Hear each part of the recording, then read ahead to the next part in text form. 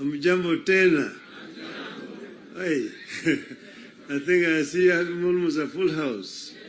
Senators and members of the National Assembly. Thank you very much. I'm very happy to be here this morning to see you. I want to say that I'm charged, but I'm not scared.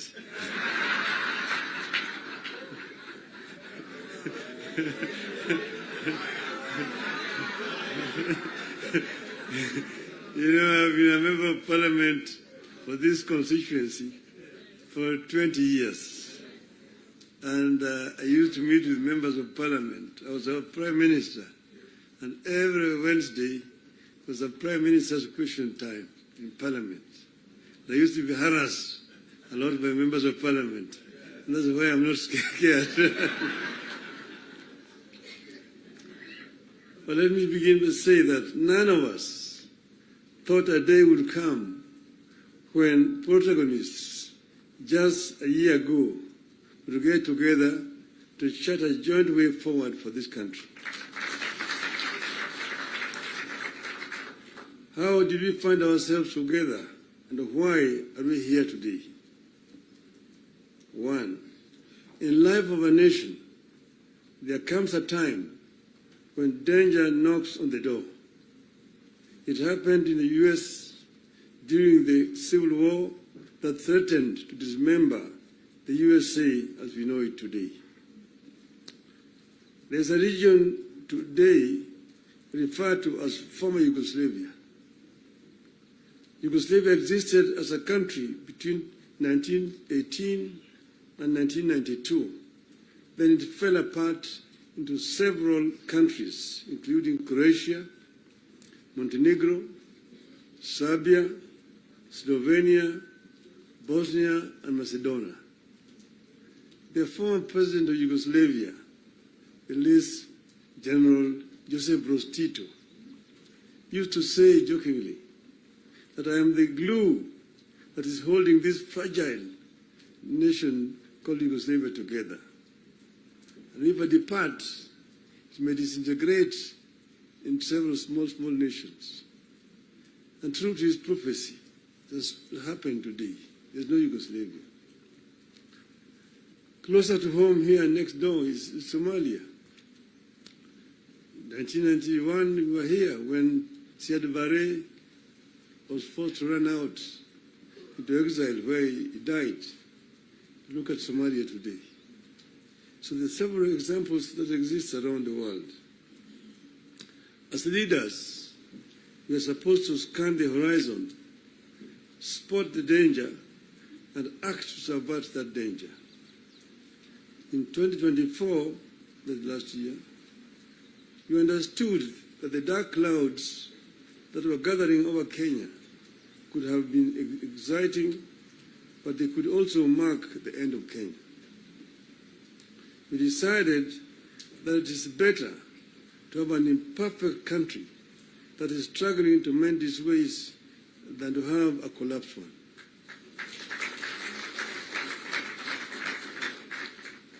We came together to create an environment in which we can discuss our issues and differences as people of one nation.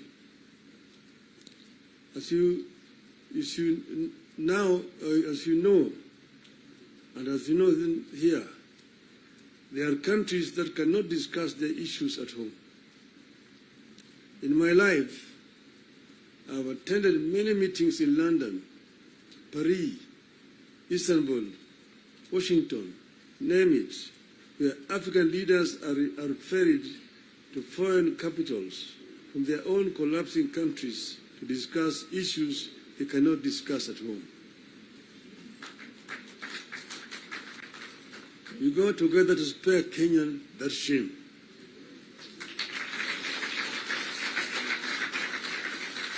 Our object was and remains one, as one US senator called it, our country, our whole country, and nothing but our country.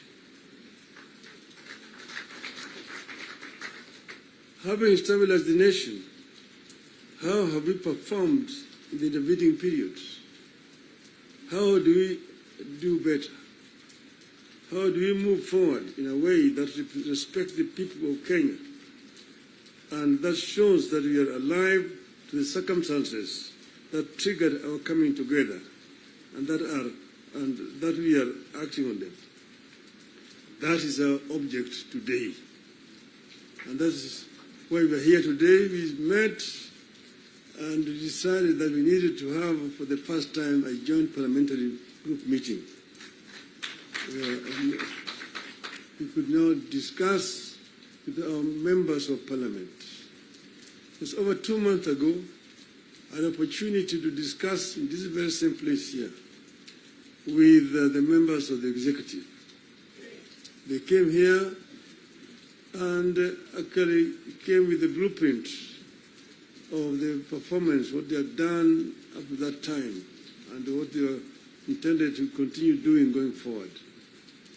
And I was very candid with them in my discussions with them. And I told them where I thought they were not doing right and what I thought they should be doing rightly. So as always, I'm always very candid indeed. Today, I'm meeting the members of the legislature. As you know, we have got 3 very important institutions: the executive, legislature, the judiciary. And I'm hoping that not very far away from today, I will have opportunity to talk to the judiciary as well. So I'm going to be very candid with you people. to talk to you as a former member of parliament. Yes, the leader, Gimani Chungwa, referred to the constitution and told me the issues like NGF and and Senate oversight in the counties is in the Constitution. I want him to cite to me the section of that Constitution that he's referring to. Because as you know, I was very involved with the Constitution, making Constitution of this country. And at another time, I would want to bring Professor Yashpal Gai, who was the leader of that Constitution making. And we went through very many issues. We had committees in the Bomas of Kenya dealing with various segments of that constitution. The executive was one. Legislature is another one. Judiciary is another one. Devolution, another committee. The devolution was very contentious, because we had very many people who did not want the devolution because of what had happened at independence. As you know, we started with the devolved system government, Majimbo. The foundation of Majimbo was actually contentious because it was ethnic-based. The colonialists and the settlers had actually instilled fear in the people that all the bigger communities, the bigger tribes at that time, the Luos and the Kikuyus, will lord it over the smaller tribes. And the smaller tribes need to safeguard themselves by creating regions and powers so that they can be able to be protected. That was the basis of Majimbo. And it was a very lengthy discussion at Sri Lanka's house. So KANU accepted Majimbo in London, but with the understanding that they would change it after the independence. So after independence, KANU actually started to frustrate Majimbo by not remitting funds to the regional governments. I want to refer you to the Hansard in the Bunge. There's a motion that was moved by the then leader of opposition at that time, the late Ronald Ngala, of censorship of the Prime Minister Mr. Jomo Kenyatta, because he had refused to release funds to the regional governments. You need to read that debate. Ngala moved it, it was seconded by Masini Muliro, who was the deputy leader of the opposition. And then Kanu, of course, responded. First Jaramogi, Oginga Odinga, and then Tom Mboya responded to that motion. The motion was defeated, but that debate actually is very historical. And I want to refer you to it. Go and read what it said. Eventually, KADU, of course, had to fold up and dissolve, and then eventually Majimbo was also dissolved through a constitutional amendment. And then what happened was what? They created a Ministry of Local Government, which was given a lot of powers. Ministry of Local Government. So the Minister of Local Government became an executive minister, just like a Minister for Finance under that constitution at that time. And now they were county councils down there, as we capped 265. But then they could not do anything without authority in writing for the Minister of Local Government. So we had all these documents when we were there at Bomas.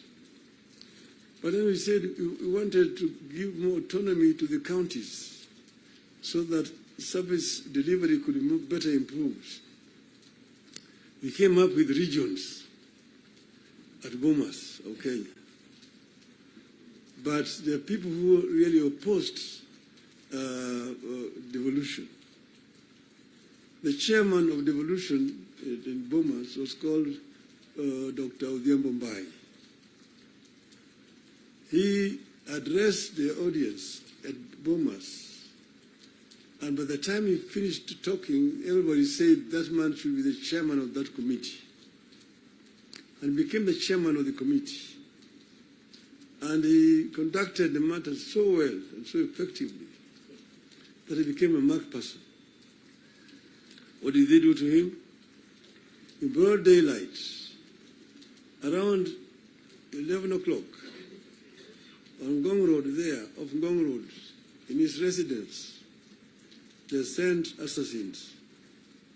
And in the presence of his children, they shot him and killed him. The assassins of Mumbai were arrested. Eventually, they were released.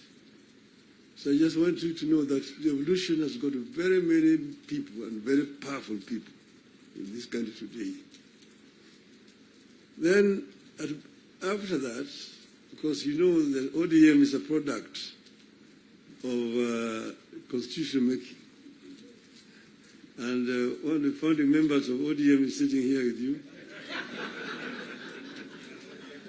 The other one is the former president, who is a member, and quite a number. We are going to have the 20 years of ODM in October, and all the founding members are going to be invited.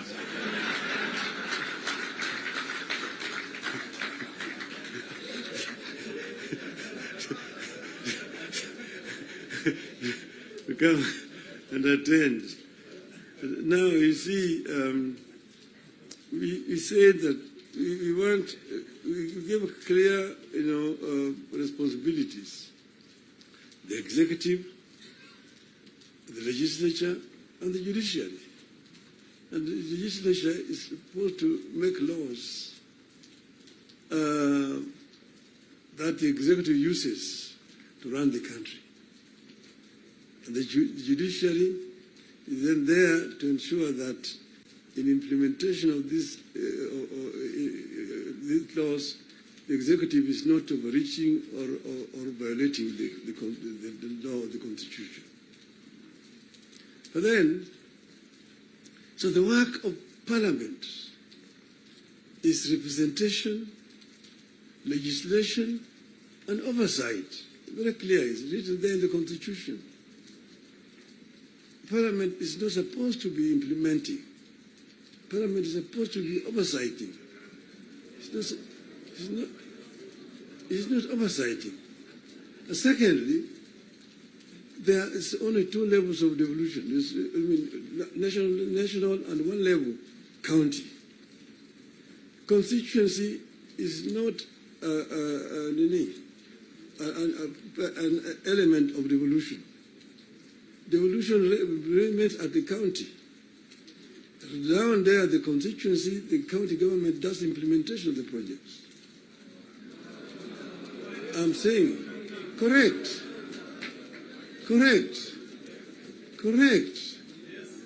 Down at the constituency, it's the county government.